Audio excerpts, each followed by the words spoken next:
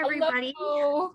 Hi, Xiran. How are you? Hello. Oh my God, I didn't know we were gonna get that dramatic opening. Oh, Pretty great. I loved it. I loved seeing the whole like pan over your book and then here you are. I know, right? Oh my God. Okay.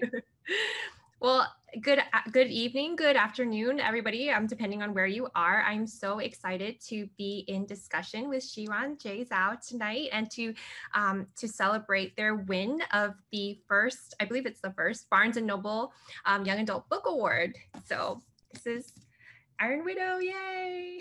I think it's the second. Oh, it's the second? Oh, I'm so Yeah, sorry. this is like their second year or something, or maybe like the categories maybe split differently last year. But anyway, this won this year, so which is just incredible to me because like this award is voted on by all the Barnes and Noble booksellers. So that blows my mind. That's like wow, like all of you like my book. Wow. Anyway, I'm very excited to celebrate with you and to dig in a little bit into your thought process when writing books and everything Iron Widow. So why don't we start briefly by introducing ourselves? I'll go really quickly. I'm Elizabeth Lim. I am the author of Six Crimson Cranes and a couple other books, Spin the Dawn and Unravel the Dusk. With like the most beautiful covers ever. I think we've both been very lucky with our book covers. Oh, we have been like us and Joan He, like we are the like a lucky cover trifecta. I think so. Yeah, I totally think so. And anyway, on to your book. Can you please introduce Iron Widow? Hello. So for those of you who still do not know, Iron Widow is my sci-fi reimagining of Wu Zetian, the only female emperor in Chinese history. And it features giant mechas. And this is a world that is besieged by these like mecha aliens. Just think of them like these are like giant metal bugs that have come to attack humanity, and the only way humanity can fight back is by like creating these giant mecha, but these mecha require a boy and a girl to pilot, except the girls disproportionately die in battle, so the boy pilots are seen as like the celebrities while girl pilots are just seen as their disposable concubines. And when the protagonist Zetian's older sister dies as one of these concubines, she has had it. So she volunteers herself as one of the concubines in order to assassinate the male pilot responsible for her sister's death. And dramatic events ensue because it doesn't quite go as she planned. It's so epic and absolutely so like brutal in many ways. You guys all have to read it if you haven't already. But let's start a little bit by like how you first conceived this book. And I think you've mentioned before in social media, like some of your difficulties in getting published. Can you tell us a little bit about how you became an author and how you conceived the idea for Iron Widow? Okay, so this Iron Widow actually came from my disappointment in an anime called Darling in the Franxx. So I watched that anime and it had like the concept of a boy, like mechas that require a boy-girl pair to pilot. And it was like the best anime I'd ever seen for its first 13 episodes. But then after that, it didn't like quite go the direction I wanted it to. So I was ranting about that anime to a friend, Rebecca Schaefer, author of Not Even Bones, the YA trilogy. And eventually my rant turned like so different from Darling in the Franxx that I was like, you know what? I should try writing this as an original story. And in the original, in the Franxx, there was no like this gender discrepancy between the pilot seats. But I was like, what if I made this an allegory for the patriarchy and gender roles instead? So in that I've made the like girl pilots more prone to death for a mysterious reason. And I was like, the moment I thought of that, I also thought of just like making the girl pilots concubines of the boy pilots. And the moment the word concubine popped into my head, I was immediately like, you know what, this has to be a retelling of Wu Zetian's story because she is the most iconic concubine ever in history, and like no other concubine has risen higher than her, so this has to be a retelling of that. And that was the birth of Iron Widow. And then at the moment I was immediately like, you know what, this book is going to go places, so I screenshotted the conversation. I still have those screenshots, And I screenshotted those conversations because I was like, one day I'm going to look back at this and see this as like the beginning of like something really great. And except, yeah, I did have difficulties getting it published though, because publishing is allergic to YA sci-fi for some reason. They think that YA sci-fi can't sell. And so this book ended up getting rejected by every US-based publisher, and it was ultimately a Canadian publisher that gave me a chance, Penguin Random House Canada. So yeah, this is actually like published by a Canadian publisher, which blows people's minds. Blew my mind too. I was like, wow, I didn't know like a Canadian publisher was capable of like pushing a book this far widely in the US. But anyway, that was that. And now I think I have proven that, you know, why sci-fi can't sell. I just found out that it's this week is its 30th week on the New York Times bestseller list, which is like blows my mind. Yeah. Well, I love that journey. And also, like, I saw somebody say in the comments their loss. I completely agree with that. I had my own struggles getting published too. So I love it when people just like persevere as you did. And like, I love your story. I think it's very inspiring to a lot of the aspiring writers out there to know, like, to just believe in their story and really like, you know, just believe in it. Hopefully. But man, I can't imagine anybody turning down Spin the Dawn. What the hell? I've gotten my fair share of rejections. That's okay. What are these publishers thinking? I don't know. Yeah, well, we are we hope that the next generation will have it a little bit easier. Yeah, that's always my hopes, and that's the reason that like the whole reason I write my books is for the next generation. Just well, at least that's the reason I write my like younger books. Our Widow, it was definitely for like an older teen audience, but like my new book, Zachary Yin and the Dragon Emperor, definitely I wrote this for the next generation of diaspora kids, who, because this was the book that I wish I had when I was 12. So really happy that this is out in the world now. Shiny, yeah. It's beautiful. Do you want to tell us a little bit more about Zachary Ying? Oh yeah, sure. So this book is about Zach, this Chinese American boy who didn't really grow up connected to his Chinese heritage, but then one day the spirit of the first emperor of China possesses his AR gaming headset and compels him on a journey across China to heist artifacts and defeat figures from history and myth. And I am so stoked about this book. It just freshly came out on the 10th. And so yeah, that is Zachary and the Dragon Emperor. And was this book, I think I saw somewhere you mentioned that this book was like loosely inspired by your love for Yu-Gi-Oh! Yes, it is. It is basically Yu-Gi-Oh! Except with a Chinese emperor instead of an ancient Egyptian pharaoh.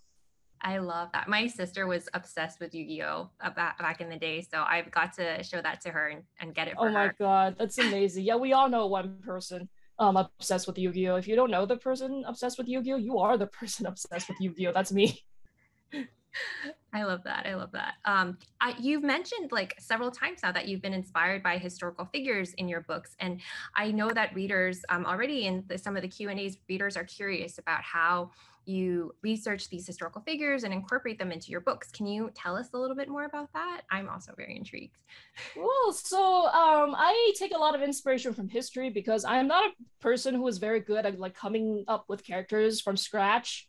I always have to like base it on somebody, but I don't know a lot of people in real life, so I don't base it on real life people. I just know, like, I base it on historical figures instead because I think they're super interesting. And when you base a character on a historical figure, there's so much that you can pull from.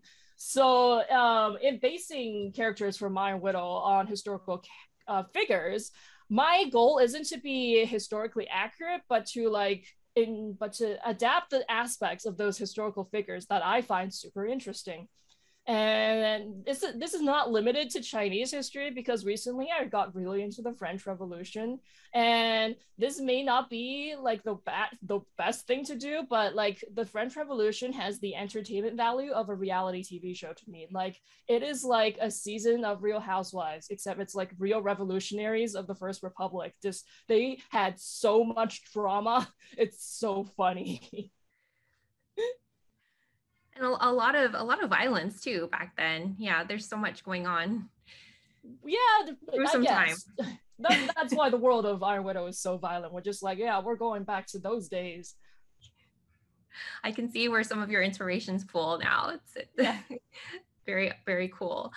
Speaking of like violence, I guess, I love the female rage and like burn the patriarchy vibes that you have in Iron Widow. And I read like in one of the interviews that you gave a while back about Iron Widow, like you wanted to recognize the extent that society uses guilt and shame to control women. Like, do you think that, can you talk a little bit more about how you develop those themes in Iron Widow? And I guess Yeah, just so that is I would say that that's a lot based on like personal experience, just because I have faced so much of that just from my surroundings. It's like why am I being shamed for like this or that? Like why can't I even like go outside without thinking about like whether my outfit like says something about me? Like that's just ridiculous. And for Zetian, she definitely grows up in an environment where it's like very like conservative and insular, but still I think like even she doubts herself, and she doubted herself before her sister, who was like the model daughter,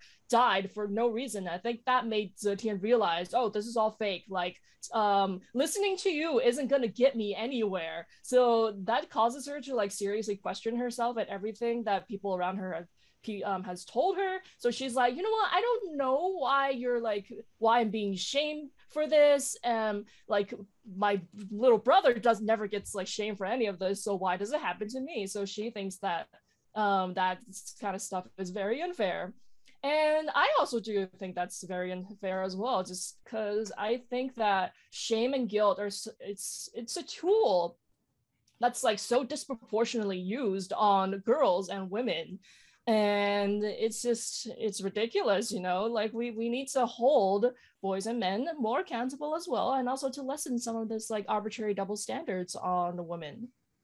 I completely agree. I grew up in actually a very traditional Chinese family as well. And growing up, my grandma used to tell me that I needed to learn to cook and clean. Otherwise, like, no man would want to marry me. And I was like, Oh okay, man. oh my gosh. But now my husband does the cooking, and Oh my God. we, Okay, that's we the trade on the same cooking. case with my dad. Like my dad does all the cooking. I And love my it. mom, she's like, I don't understand her because she always tells me like, oh my God, like why aren't you even wearing a bra? I can see your nipples. And I'm just like, yeah. That would be my So mom I'm a too. natural I rebel. hear it. Anything she does, I will defy. I don't think I was quite as defined, but some of those vibes though definitely like make it into my books where I'm like, I'm the girl. Like, you don't Yeah. need to tell me like what my role is. And I really appreciated that in Iron Widow. So, and I loved the contrast that like the sisterly relationship you had. I think that that was very like heartfelt and heartwarming, and like it just, I don't want to give anything away, but I guess it's early in the book. But like when Zitian has to take her sister's place, like it's very emotional, I think.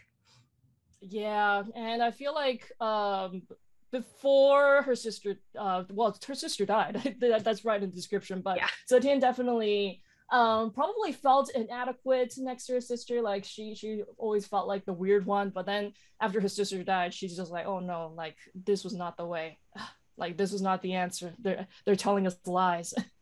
Yeah, and I think those sibling bonds can be really powerful and like make the reader just really feel for the characters. I know it did for me, so I was like, Yeah, oh, I hope so, because I'm an only child, so I don't know what having siblings is like. I've heard mixed reviews.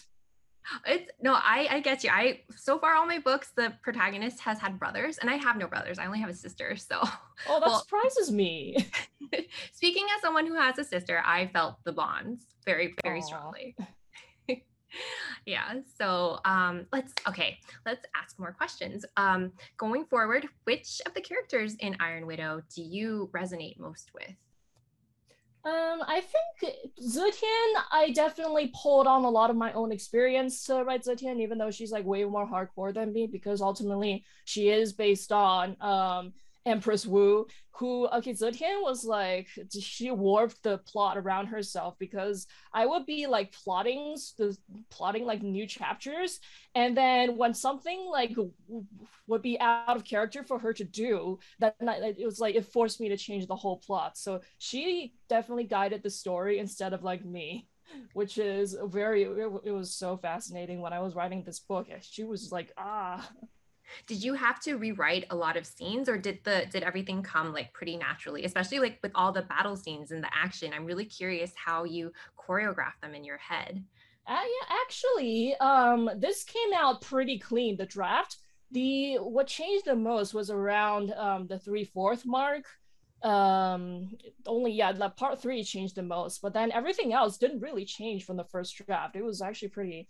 It's like a It gift. came out pretty cleanly, which is, it's super surprising for a book of this size. But yeah, I wrote this in like a 5 month frenzy, Wow, basically. that's amazing. Did you have that experience with Zachary Ying as well? Yes, Zachary was also written in like a 2 month frenzy. Oh my God. This was back when I was like really trying to prove to myself and everyone else that I can be an author. So I was just writing on the edge of my life. But nowadays I can't do that anymore. I don't think I'm so busy. Yeah, I feel like it does change after you become a published writer. You're have the way you write because you feel like you're writing with an audience in mind now. So there's definitely some like pros and cons to it. Yeah, audience and also deadlines. I'm constantly behind on my deadlines. I'm so bad. It's okay. I think you need to take the time that you need to take. Okay, thank Your you. I would. publisher is not going to drop you. Okay, you know what? I will quote you to my Okay. to my editor. I'll be like, you know what? Elizabeth Lim said I could take my time, so I will. They're not going to drop you. They're not. You'll be fine. Take the time you need to Okay, write the story hopefully. you need to write. It'll be better for it. So let's see. So I wanted to talk to you about action scenes, and I got a little bit out of you from like how you choreograph, but can I dig deeper? Like I find it really difficult personally to write action, and you do them so well in your world. Like so, you said that a lot of the plot came out cleanly, but like how did you choreograph all of these like mechas in your book? And Actually, the action scenes just like kind of come naturally to me, I guess. But I kind of do it layer by layer. It's almost like rendering CGI. Like so, I put my first pass through. I put like a little bit of detail. I think about like where everything is and like what moves can be used against the enemy, and then like how they can like play off each other. And so that's my first pass. And then second pass, I add a little more detail. I'm like, okay, so now the rain is dropping down. They're like splashing through the puddles. And like maybe there's like how the light looks. And then on the third pass, like I add even more detail. So for me, basically, it's like rendering CGI. But yeah, the action scenes are pretty easy to write for me. It's the dialogue that gets me, like all the emotional moments. Those take the most out of me to write because I am always like considering so many factors, like does this sound natural and all of that. So yeah, emotional dialogue heavy scenes are way more difficult for me than action scenes. Action scenes, I love writing them. I'm just like, I can write them all day. can you write all of my action scenes? Okay, I yeah, we hate can writing action. trade. We can trade.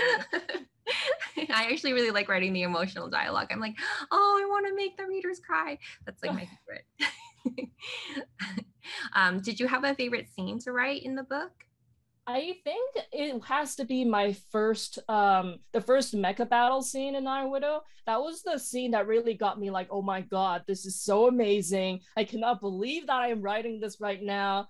It's blowing my mind. And so that was the scene that like got me most excited while I was writing it. And I was like telling all my friends about it. And they were just like, okay, oh my god, okay, fine. You've because I wouldn't shut up about this book when I was writing it, but then they don't know that like what the final product was going to look like. So they were all so annoyed. They're like, oh my God, no, okay, fine, this Iron Widow thing. But yeah, it came out okay. Yeah, it definitely came out okay. Um, so I also wanted to talk a little bit about the chrysalis. If you had a chrysalis, what shape would it be? And also, I got some questions earlier from Barnes and Noble. So this was one, and also they wanted to know, like, are the chrysalises gender neutral? Like, if they have a gender, does it make a difference in how they interact with their pilots? Oh, they're definitely gender neutral, but I feel like some of the male pilots might do the weird thing where they like call them she, like how some dudes will like call their car a she, which I don't understand. But yeah, some dudes are weird. They do that. But yeah, I consider them gender neutral. And for me, I actually really like the moon rabbit's design. I feel like that's so cute. I think that's the first chrysalis that really made me feel like, oh my god, this is so cool. the moon rabbit. I spent like so much time designing that chrysalis only for it to appear for like 30 seconds. But that's okay. I still think it's super cute. Yeah, and I think that's also like a lot of world building. You have everything in your head, but even if it only shows up for a little bit, like it still feels right because you built it there. Yeah, me writers, we go down so many research rabbit holes Yeah, just for like one line of dialogue. I know what you mean. I know what you mean. Did you what were some of the more interesting like research tidbits that you had to do for this? Because I know that it's definitely inspired by like ancient China and the moon rabbit is from Chinese mythology. So were there any other bits that you found interesting but didn't make it into the book maybe? And the thing that's popping up in my head right now is actually about the sequel, but actually it is in the sequel. So you know what? I went down like a 4-hour research rabbit hole into like hydroelectric dams, only to end up like writing one sentence for the sequel. So they're hydroelectric dams. But also for Iron Widow itself, I went down a pretty deep rabbit hole about Chinese myth creatures, and a lot of them are from this really ancient book called The Classic of Mountains and Seas. So this is like a really mysterious book full of like I have that, but in English. creatures. Oh Yeah. my god, you have Yeah. that? Yeah, so you know what I mean. It's like, oh, what is that? What It's so is cool. that? And sometimes I wish there were more in the book because it'll just be like a couple paragraphs and I'll be like, what? But that's it? I need I more. know, right? What do you mean? It's like the snake with wings. Like, what is that? It's so weird because, like, back then, people thought that these are all real creatures. So that makes me wonder, like, what did they actually see? I know. And it's so interesting. Like some of the creativity also in these creatures. Like I would never think of, I don't know, like I don't even remember what there are, but like Yeah, you've heard of the nine-tailed fox. What about the nine-headed fox? yeah, I love that book. I love just flipping through it. Mine has illustrations for each of the creatures, I think like yours. So it's a good place to get some good monsters I and know, it's so nightmares. cool. Okay, let me flip through some of the Q&A questions just to get a glimpse. Oh, we were just talking about chrysalises. So here's one from Kirsten Navarro. How did you choose the animals that were the inspiration for the chrysalises in Iron Widow? Also, on a scale of 1 to 100, how much is Heavenly Tyrant going to hurt? Oh boy. So how did I choose the animals? So I went for, the most iconic myth creatures, such as like the vermilion bird, like black tortoise. Those are all like the four cardinal direction characters, creatures. And then of course the nine-tailed fox. I had to put that in because that's like the symbol of like malevolent women, but it's I find it so cool. And then the moon rabbit also super cute. That one just because I thought it was cute. I love And that. then so that's I just chose the myth creatures I liked, and also to make sure they didn't overlap too much because it's super hard to write when they're like we have two dragons going on, which is what the case in the sequel, and it pains me. And so what was the second question? Oh yeah, how much is it gonna hurt? I don't know. 69. 69 out of 100. No, I'm kidding. It'll probably be.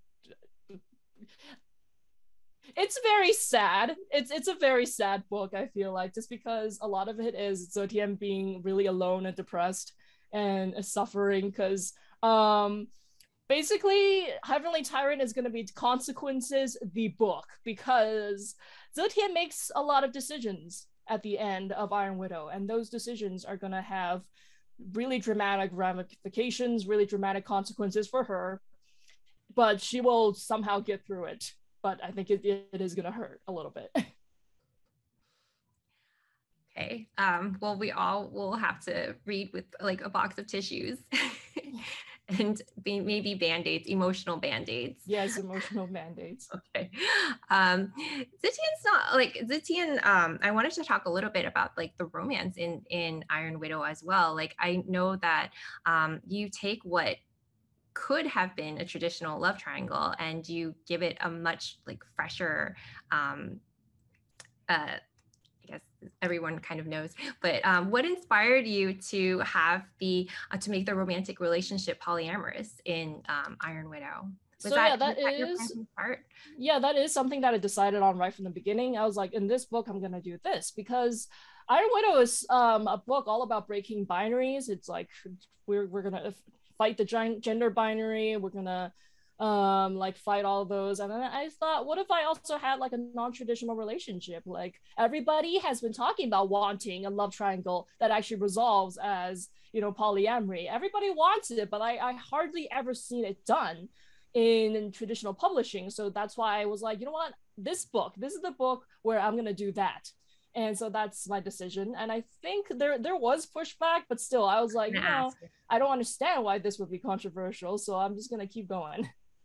Was that something that you told publishers in the beginning, like when you were submitting it to books and there was pushback then, like resistance, or um, There was resistance from my agent. My agents told me, you know, I think we should sub this as adult instead. But I was like, I wrote this for a YA audience. I use like so many YA tropes and then I flip them on their heads. So I don't think a adult audience would necessarily get that too much. So that's why I like insisted on it being subbed as YA. And in the subletter, I didn't actually like talk about that. I just wanted to be a normal thing. So I wasn't like, oh, this is polyamory or whatever. I think the rest of the pitch was pretty strong, I think. So yeah, I just, you know what? I think it's the best way to end a love triangle, and I hope more authors do that. So yeah, then now publishers can see that, you know, that's totally the thing that people want. So yeah, yeah, that and is my, sci-fi too. So people Mhm. can't say sci-fi doesn't sell anymore. So I know, right? yeah, exactly. Uh, all right, so let's see what other questions we have here. Are there any plans to publish the story in other forms of media, such as a movie or graphic novels, comics? Did I write? Oh my God, I keep accidentally raising my hand. Okay. I can't say anything about those. Ultimately, it's not up to me whether or not those deals get made. But I can say that I do have a deal with something that rhymes with Hollywood, but I can't say what it is. Oh, okay. Yeah, I think we can all sort of, okay. Hollywood. Ollie It Whoop. rhymes with Hollywood. Okay. Well, we'll all be on the lookout for it. It's very exciting. Yeah, Um, I don't know when it's gonna get announced, but eventually will. okay. Okay. We'll be on the lookout. Um, I also actually wanted to talk to you a little bit about like your TikToks and like your presence on social media, because I know I came across your accounts before you published Iron Widow, and I just absolutely loved your, I'm gonna fangirl for a little bit. I loved your Mulan, like your Mulan videos and analyses. Were you already starting to write when you did all these analyses of like Mulan and I guess most recently Turning Red? Um, is that something that you just enjoy and do for fun, or? Yeah, it is. By the time I started my YouTube channel, I already had my book deal with the Iron Widow book deal. But Mulan, that started just because I was angry at the 2020 movie, and I wrote a thread on Twitter about it, and then somehow that went viral, just like a thread of me live reacting to Mulan. It went viral. I don't know why, but it did. But then I was like, you know what? I have more to say, and Twitter isn't like the best place for nuance. I want to like get into more detail. So I recorded myself doing like a 34-minute rant about the movie. And then I made a YouTube channel just so I could upload that video. And then I forgot about it. And then 3 days later, suddenly like people are telling me, oh my God, your video has 100,000 views, which was like, what is going on? And that like single video ended up netting me like 80,000 subscribers. And so I was like, you know, I can't waste this platform. I guess I'm a YouTuber now. So that was completely by Oh accident. my gosh, I've always wanted to And know the story. So I know, right? So and then now it has like 3.4 million views or something, which I still don't understand. I don't understand my own hype, honestly. it's very informative. I you know, I went back after I saw your video and I watched the movie and I was like, oh, like all these things I didn't notice. So I don't know. I've really enjoyed it. Yeah, I If feel you like haven't seen, we're both very connected to Mulan because you wrote the Mulan like books. yeah, with Disney. So that Yeah, the Twisted Tales. the twisted tail. So I think that gave me extra enjoyment when when I saw your Twitter threads and your videos. Like, oh. Yeah. And I saw a bunch of Disney animators commented on it on the Twitter It was too. so cool. They That were was like, "Oh very yeah, cool. yeah, definitely this was our fault. We just like we missed it." Yeah. Like I think it was like about dumplings being a good army food because they probably would have gone cold or like hard. I don't know. Yeah. They were like, "Sorry." Because I feel like back in the day they were stumbling around a lot, which I forgive because like still the movie had heart, but Yeah, like it had hard. It the was the funny. live action movie they had budget but they didn't have heart. No, I think you could take like individual frames of the live action movie and it would be very beautiful, but as a whole, it didn't Yeah, I really. heard that even the cinematography is bad, which I was trying to be kind. yeah. All right. Let's. Sophia Chu has a question about your thought process behind including foot binding. Oh, I want to hear about this too. She says, such an interesting choice and one that I really think added to the severity of the book's circumstance. Yeah, so folk binding is one of those things that like I learned about as a kid and it's always haunted me because it just makes me question like why did they do that? Why did they like inflict this much pain on women for the sake of just like meritability? Like it wasn't even about beauty or whatever. It was just about like, oh, if a daughter doesn't have this, then she's not gonna have a good marriage. So I feel like it's such a like good symbolism. It's no such a powerful like symbol of female oppression that I had to put in the book, even though it's not technically like historically accurate to Wu Zetian's time. Like the original Wu Zetian, she reigned before that all that happened. But I also think there is a lesson to be learned in how like the peak of female power in ancient China, which is the Tang Dynasty, that came before the decline of women's rights. So history doesn't always move in the direction that we want to. And so that's the number one lesson that I learned from Chinese history is that, you know, women's rights could be in danger at any moment. You can't let your guard down or else it's going to just like, they're going to slowly encroach on that. And like, we can't just like sit by and let those people like continuously just like try to oppress women. And I just find, um, I've like thought a lot about foot binding and then why that happens. And I guess yeah, so I guess I wanted to put some of like those thoughts about foot binding in this book that's like specifically about female oppression because I didn't because yeah, it's because I just thought it would be a powerful symbolic like thing to put in. I think it goes really well with how you call the co-pilots concubines though for the mechas. Like foot binding in my understanding and like from what my grandmother has told me, like it was just for the man's pleasure really, because when your foot is bound, you created like this small arch. They would say it's like a lotus blossom, and it made the woman like kind of wobble when she walked, which was supposed to be very like seductive. I don't know. I just it's just such a gruesome. Yeah, and it originated in the harem. Like it was originally court fashion before like spreading out to everywhere else. Yeah. And so like that is just really unfortunate. And then I think that it exemplifies so much wrong, so much that is wrong with like when you have this cultural attitude of like, oh, like women should suffer in order to be desirable, which is just so messed up if you think about it. But it's not gone today. Mm-hmm. Yeah. So we still Yeah, have. in all forms, in all cultures, it's like there's always some of that like a women are better when they suffer, which is like Yeah. Yeah. Even in childbirth. I know, right? Some cultures don't allow epidurals because they're like, oh, the woman should suffer to Yeah, I feel heard good. that's pretty common, which is just ridiculous. They're just like, oh, you're not a real mom unless you do natural birth, like C-sections are Yeah. for losers or whatever, and that's just like, what is going on? Yeah. Yeah. No. Why are you like this? I hope things change. I hope things are on the path for better, but I don't know, with the news lately, at least I in the know, US, right? sometimes I question. I know, that really gets me because I never want Iron Widow to stay relevant. I want it to like be the product of like one point in time. I don't want it to like keep I don't want the rage in Iron Widow to keep being relevant. Like for me, actually, I wish this book like would fade into like irrelevance because that means that like women are all happy now. But no, women keep finding this book because they're so angry. And I think like since the time that it's been published, I think people have actually been resonating more with the content in this book. Yeah. Well, that's a I like the way you think, but I fear that society is taking a step backward right now. So I know, right? Like when Iron Widow was first published, I used to like get glimpses of reviews that were like, "Oh, like she's too radical, she's too angry, or whatever." Nowadays, I don't see those anymore. yeah. Oh, all right. Um, Let me continue down some of the questions because we're accumulating quite a few. Cool. Let's see.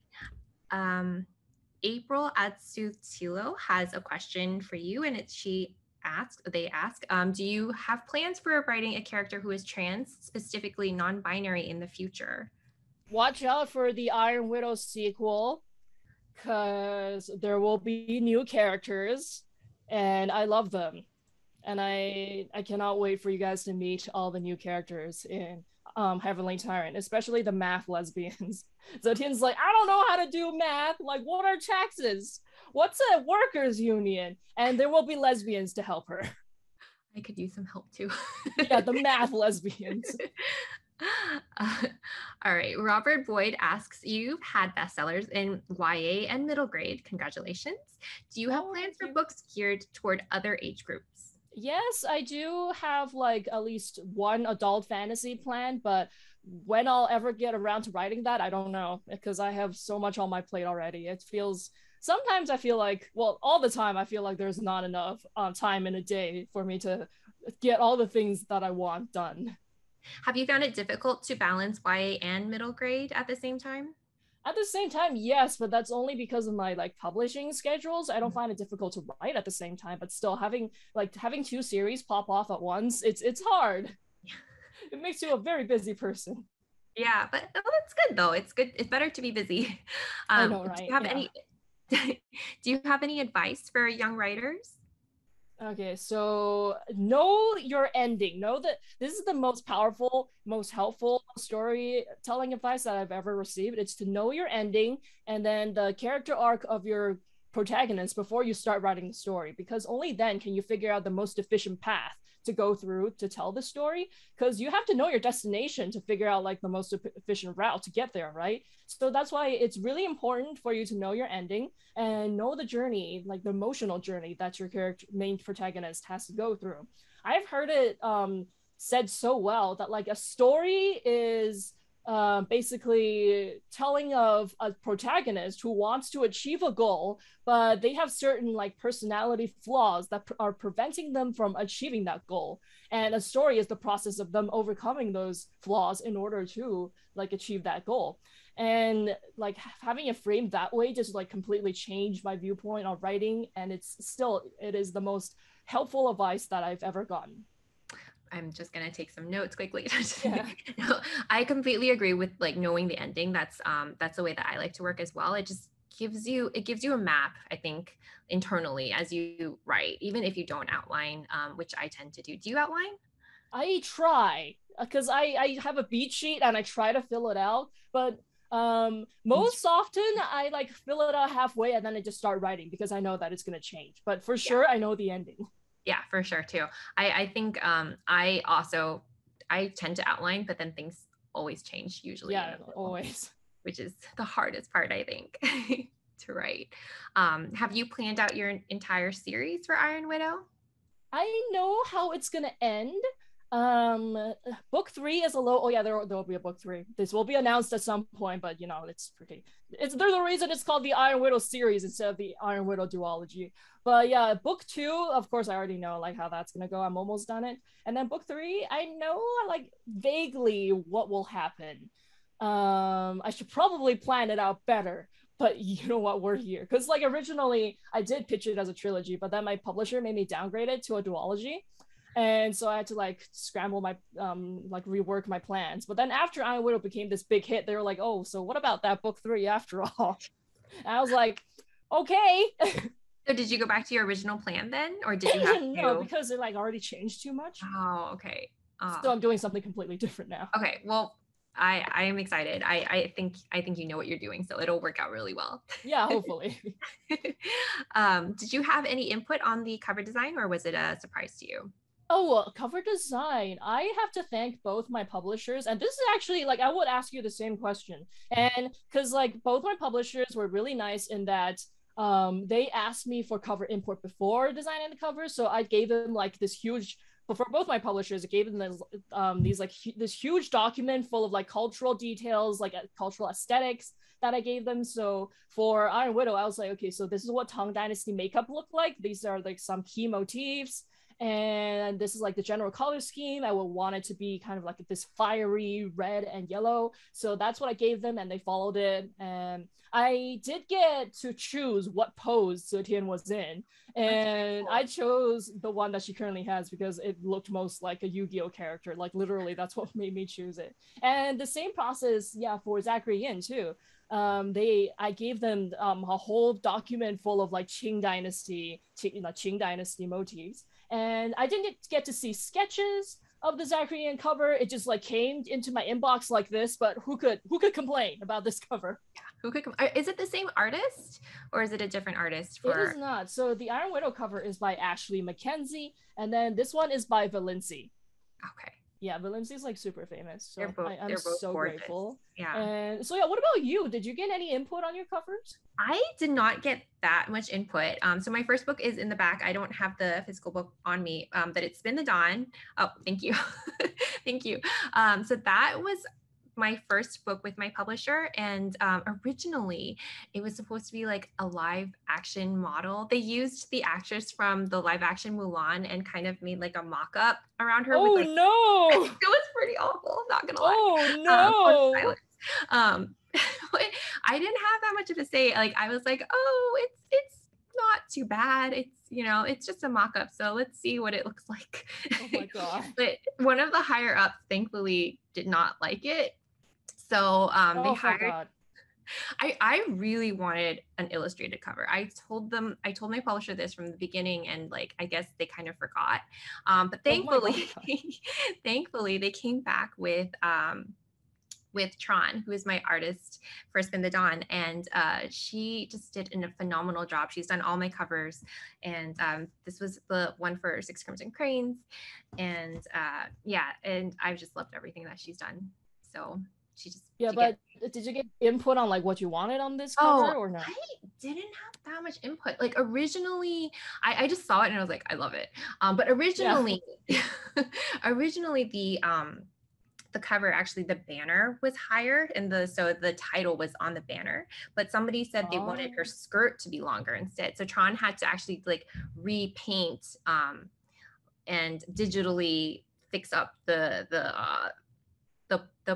cover so that her skirt is longer. Okay, yeah, I can see. Okay, so originally the banner was like here. No, so originally there was much more above her. Oh, okay. Yeah. Oh, okay, I get it. Well, I really like this. I think I think we did a composition ultimately came out great. And I'm so glad that you didn't get a live action model, because I think I have never seen a good SFF cover with a live action model. I think that like that just automatically ruins the book for me. And I specified that, you know, I do not want a live action model. And I do not want a cover where like it's just stock photos pasted together. That's the two things, which basically I left them with no choice but to find me an illustrator. I really want to illustrate. Well, they were trying to go like the selection route because Spin the Dawn is about fashion. So originally they were planning to do like a live action girl with like a ball gown-esque like Chinese but robe. Still. And I was like, oh, I don't know. Yeah, you know, and then we got this masterpiece. So and I was like, oh, okay. I think after that, like anything would have been better. So when I got my cover, I was very pleased. Oh my God. But yeah, a cover, I feel like a cover is so important, and we've been very lucky with ours. I need to show everybody the full like spread. Like you have to see the Phoenix there. It's so beautiful. Oh, and I wish I could show you guys the Heavenly Tyrant cover, because it is even better. It's even more epic. Okay. I could talk about covers all day long, but I know you have a lot of questions, so let's keep going. What are some of your favorite and least favorite tropes in writing to see and or implement? Oh boy, that's very difficult. So favorite tropes, I think recently I was thinking about one of my favorite tropes is like the really meek character who has a scary boyfriend. And this is totally just my current French Revolution obsession talking, but like Okay, Robespierre, he is not a tyrant like most people think. He's actually this like total soft boy. And he like loves like small animals. He loves to like eat fruit and stuff. And then but he has a scary boyfriend like in the military. He has a scary military boyfriend, and I love that dynamic so much. This like scary boyfriend who will like do anything for this like more mild and meek character. And so yes, me thinking of the French revolutionaries as characters, they Robespierre and Saint-Just, they have that dynamic, and I'm so they have me in a death grip. Yeah, and that is a tough question. Oh Tropes. yeah, what tropes do I hate? I hate it when women are punished for having power, and when they act like women are incapable of handling power, like just like all the Dark Phoenixes, Wanda, just Oh, yeah. like what's going on? We do not need like some guy to come and put down these powerful female characters because they got too emotional to handle their power. Like, I'm not a big we fan don't of need that. not a big Like fan they of can have women taking on them. consequences to like abusing their power, but like the one thing I do not want to see is some man coming over and putting them down. Like, no. I also hate Mary Sue's. That's like one of my pet peeves. When the girl doesn't have any personality or agency at all. Like, Oh yeah, agency. That's the main thing. I think agency, this makes me think of like all the like strong female characters in action movies, but if you like look at their character arcs, still they don't really have any agency in the overarching story. And so yeah, I also do not like that as well, when they just like make a female character overpowered for the sake of like saying they have a strong female character, but then she doesn't have anything, but then like all the agency is still driven by the men. Like, no, yeah, please. I feel like that's the opposite of your brand. You don't have anything to worry I about. know. Oh, I love this question. Carla Amaya asks, what is your favorite era of Chinese history? People expect me to say the Tang Dynasty, but that's not true. My favorite era is the Warring States era. I think that the Warring States era is the superior era of chaos. Because everybody is so obsessed with the Three Kingdoms, and fine, the Three Kingdoms is a little, and it's interesting. I'm not saying it's not interesting, but I think that the Warring States is underrated as a historical period. I love that. And I know that Joan, I think, is writing a reimagining of the Romance Yeah, of the Three Kingdoms. yeah, So I read it and blurbed it. It was so cool because, like, the entire time I was just like, oh, I know what you did there. Oh, I know what you did there. And I think it's pretty cool to, like, imagine basically the entire Three Kingdoms cast as, like, women instead. So you have, like, a lot of diversity in types of female characters in that book. And also, like, of course, the cover just, like, the cover is I'm beautiful. telling you, like Joan and us, like we're the lucky cover trifecta. I know. Yeah, we've been blessed by the cover gods. Very, Yeah, very lucky. on uh, multiple series too, which is just like, ooh. all right. Sophia Chu, this one's a popular question. So and a very easy one, I think. If there's an Iron Widow movie, can Sophia play the ground that Zetian walks on? Oh my god. Okay. Yes, you can. I will like put in your audition, but this is super funny. When I was talking about I was talking through the plans with Ollie Whoop, I had a specific clause that Scarlett Johansson is to go nowhere near this project. So yeah, that was like one of my terms of like signing on with Ollie Whoop. No Scarlett Johansson anywhere near this project. Yeah, I don't think she'd really fit in anyway. So, She can try. you can try. Yeah, maybe she could be like a tree. Oh my god, isn't that what she said? That she was like, "Oh, I want to play a tree. If like, you don't tell me what not to play. I want to play a tree or something." Yeah, I yeah. don't know. She's weird. I Oh, I probably should have also banned Emma Stone, but we'll see. We'll see. I okay, so we have time for maybe like two more questions. So let me take if you see any that you want to answer, feel free as well. I'm just scrolling towards the bottom as well to get some Oh, people. what is the Stuart Semple versus Anish Kapoor drama? Oh, I don't see that one. Oh, that's in the chat. Oh. I will have to look that up later, but yes, I am super petty. uh let's see. What Oh, if you had to choose one of your worlds to be a protagonist in, which one would you pick?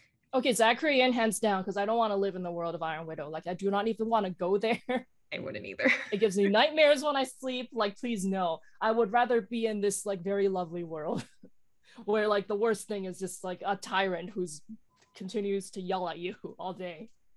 Did you find it very different to write middle grade, or like, I know, kind of like comforting and warm and friendly, It cozy? was so much more fun to write. It was really relaxing to write after Iron Widow. And hence why I like finished this in like 2 months. But it was, yeah, I've got to have a lot more fun. And I do feel like this book exemplifies my personality a lot better than Iron Widow, because in Iron Widow I didn't get to be funny. I didn't get to be fun. But in this book I got to be a lot more of that. So I'm happy about it. So we get to see more of your authorly personality in these books. Exactly. Yeah. Okay. So I'm going to end with asking you for some reading recommendations. Robert Boyd asks, who are some of your favorite LGBTQ authors? LGBTQ authors. So there is my friend Ashley Shuttleworth. They just had their sequel come out, but they wrote A Dark and Hollow Star. Oh my God. Oh, my book shelf better not tip. So, okay, A Dark and Hollow Star by Ashley Shuttleworth. And the sequel, A Cruel and Faded Light, just came out. And also, my number one sci-fi recommendation is The First Sister by Lyndon A. Lewis. That book blew my mind. Like, the plot twists, like they will hit you, and then you're gonna be like, how did I not see that coming? So yes, The First Sister by Lyndon A. Lewis, and they are also non-binary. And oh my God. Ah. And I think those are my like top two recommendations right now for LGBT stuff. Thank you. Well, I had so much fun chatting with you, Xiran. And congrats again on finishing up your tour for Zachary Ying. I expect you'll probably need like some time to just relax. Hopefully, take a vacation if you can spare the time. Oh. What are you up to next? Are you working on the sequel for Iron Widow 2? Or Yes, I am. I'm working on my 2 sequels, and then next, I don't know. We'll see. Well, book 3 also, right? Mm-hmm. Yeah. Oh, right. Oh my God, so much to write. And then maybe I don't know, some picture books, adults, graphic novels, movie scripts. We'll Perhaps. have to find out. Only time Yeah. will tell. We'll see what Ollie Woob does. Yeah. And no Scarlett Johansson. Oh yeah, no Scarlett. Unless she's a tree. Oh yes. Okay. Well, thank you everyone for joining us tonight. It's been a pleasure to celebrate Xiran's win with you all. Yeah, thank you so much. I hope everyone has a wonderful evening. And if you haven't read Iron Widow, be sure to do so, and also pick up Zachary Ying. And yeah, thank you so much. Yes, thank you. Bye-bye. Bye.